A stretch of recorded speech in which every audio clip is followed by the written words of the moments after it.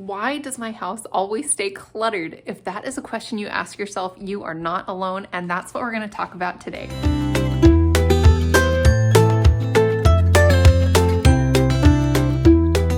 Hey friends, it's Betsy from A Flourishing Place, where we talk about all things cleaning, decluttering, organizing, and homekeeping. And today we are talking about 4 lies that are keeping your house cluttered. If this is a problem you deal with, like I said, you are not alone. There are so many of us that the battle against clutter is real. So today I thought we'd talk about 4 lies that might be holding you back in terms of decluttering. And once these are tackled, you might find the decluttering process a lot easier. So lie number 1 is that if it's a screaming deal, it's worth bringing into the house. This one has trapped me so many times, I cannot even tell you. The idea that if something is on sale or it's a bargain, you got it at a garage sale, or you got it for free, even better, that it's worth bringing into the house. And oftentimes I have gotten so focused on price and whether or not something is a good deal that I forget to evaluate whether or not it's something I actually need that will actually serve a good purpose in our home, or whether it's something that's just going to take up space. So I would encourage you, just like I continue to encourage myself, that before you evaluate first whether or not something is a screaming good deal, you evaluate whether or not this has a place in your home and whether or not it makes sense to bring it into your home. Because once it's in, it's hard to get it out. Line number 2, and this might be a controversial one, but I want you to hang with me, and that is that stocking up is always a good thing. This has been a recent revelation for me, and I want to be really careful to not kind of blanket say, and you'll notice I said it's not always a good thing. Sometimes stocking up really is a good thing, where you are stocking up for emergency preparedness, to have a small food supply for your family in the case of an emergency. We all remember COVID 2020 and the toilet paper and all of that. So there's always in the back of our mind, or at least the back of my mind, the thought of, I want to be prepared if something unexpected should happen. So I'm not talking about that kind of stocking up.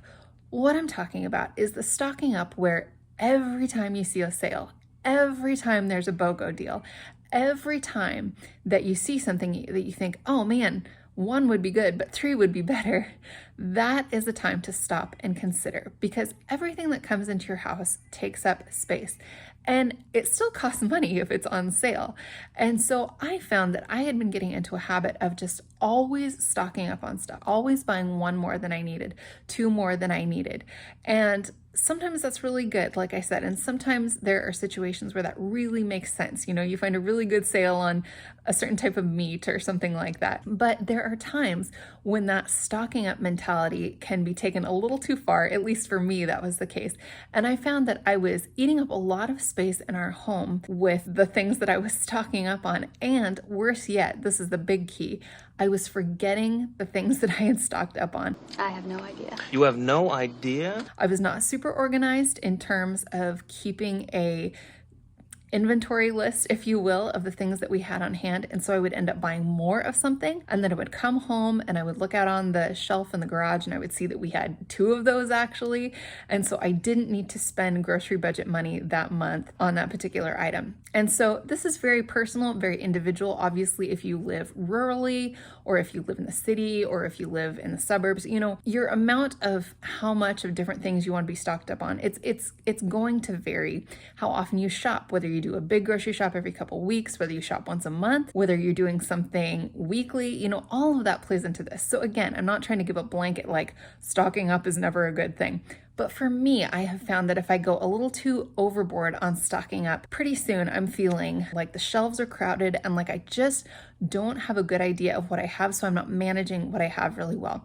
So I would say that is line number 2, is stocking up is always a good thing, because in my opinion, that's not always the case. The number 3 lie that is keeping your house cluttered is, I might need that someday. You know what I mean? That whole idea that you might part with something, except for the fact that you might need it someday. And this can be so hard because none of us can see the future, right? None of us know what's coming around the bend. And so it's hard to say for sure, oh, I'll never need this again, or I'll definitely need this again. But this is one of those ones that I think can really, really trap us into keeping more things than we need. Because the fact is, there's a lot of things that are fairly easy and inexpensive to replace, or things that are easy to borrow from somebody else, things that we don't necessarily necessarily have to keep around. And keeping them around on the off chance that we might use them again someday ends up eating into a lot of the real estate in our home. The whole "I might need this someday" is taking up the shelves in our garage. It's filling up our attic. It's filling up the closets in our house. And so I think it's really important when you're decluttering to evaluate something, to look at it not from the framework of "I might need this someday," but how easy would this be to get a hold of if I got rid of it and I needed it again? And I will tell you, honest truth, there are many things that I have gotten rid of that later I went, "Oh,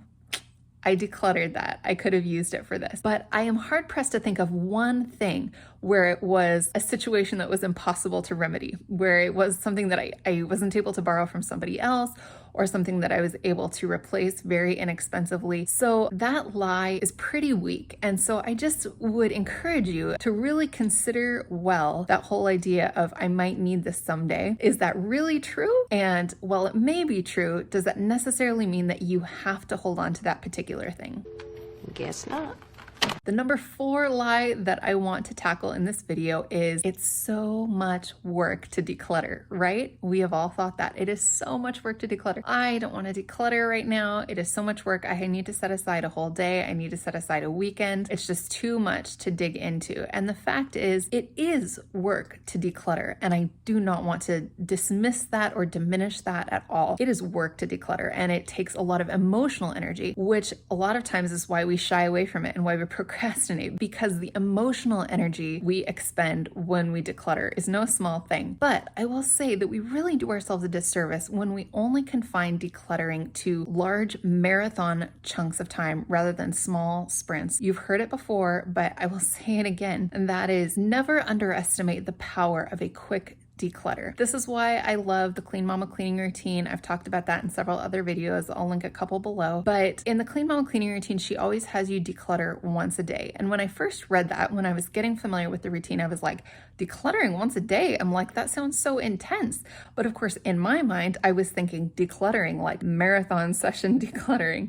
And the fact is, she talks about just going around the house, throwing away trash, picking up things and putting them back where they need to go. And if you see a few things that need to leave from the house that you need to donate or pass on to a friend or whatever, that you go ahead and make a move to do that, whether it's putting it in a donate box in your car or you set it aside and label it to give to a friend the next time you see them, that kind of stuff. And it's this small maintenance that she talks about. Now, are there times where big decluttering sessions are the right thing to do, where that's required, where you feel like that's the way to make a biggest impact? Yes, I would totally agree. Yes, there are times when marathon decluttering sessions are really, really helpful, really useful. 2 things on that. One, I would say don't do it alone. If you can, do it with somebody so that you're encouraging each other and inspiring each other and helping each other to wade through what can be a really challenging task. And then number 2, only use that for specific situations where you have a specific end goal in mind, where you're really trying to like knock out your storage room or knock out a particular, your walk-in closet or things like that, where you're trying to target a specific area for a specific reason and it has a sunset to it. Then you can attack it, you can get it done, and you have a sense of completion when you're done. And it's not just this open-ended mess that you feel like you can never get through. So lie number 4, it's so much work to declutter. And I would say, yes, it is work to declutter, but the work is made so much easier when we take it in small chunks rather than big marathon sessions. If you're interested, I'll link up my free guide below, 5 steps for decluttering any space in your home. And if you are interested in more decluttering tips, I'm going to link this video up right here,